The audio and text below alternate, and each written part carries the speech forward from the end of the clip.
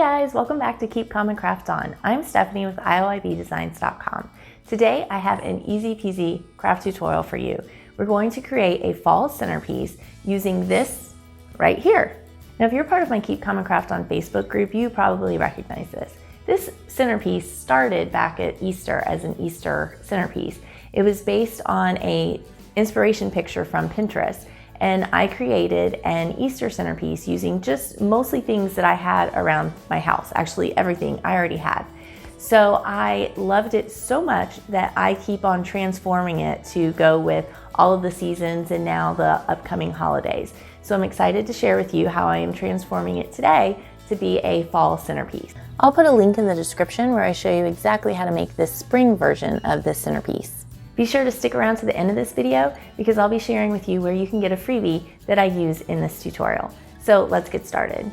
It's time to go on a scavenger hunt around your home. Find things that you already have that you can use to make this centerpiece. I used a metal tray that I already had, and I also had these two white vases. And then my boys went out in the yard and found these awesome sticks. This is part of why I am so attached to this centerpiece.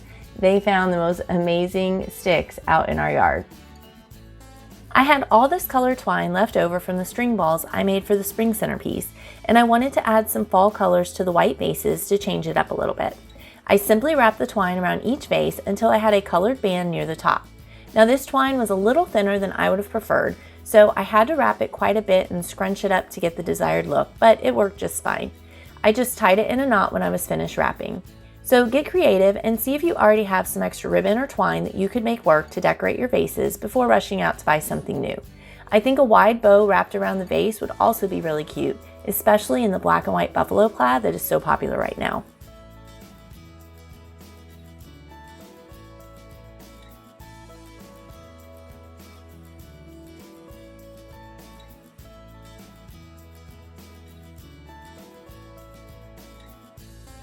I placed the vases in the tray first since they are the main focal point and the largest part of the centerpiece, and I'll be arranging everything else around them.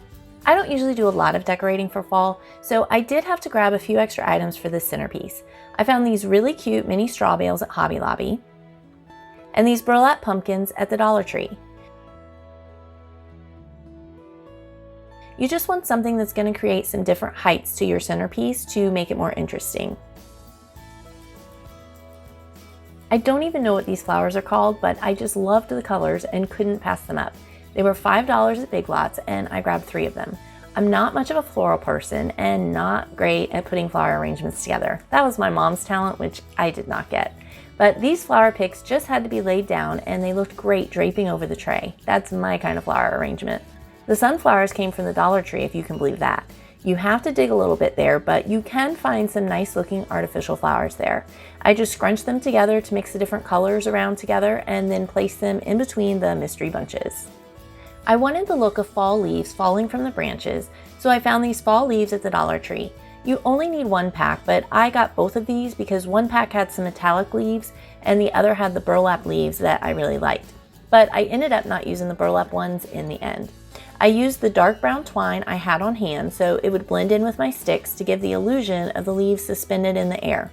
I just cut a small slit in the leaf and threaded the twine through and then randomly tied them to the sticks. I had one little empty space left that needed a little something. I took an old sign I had planned to repurpose a long time ago but never got around to it. I was going to Mod Podge a fall saying on there, but then I realized that wasn't even necessary to go through all that.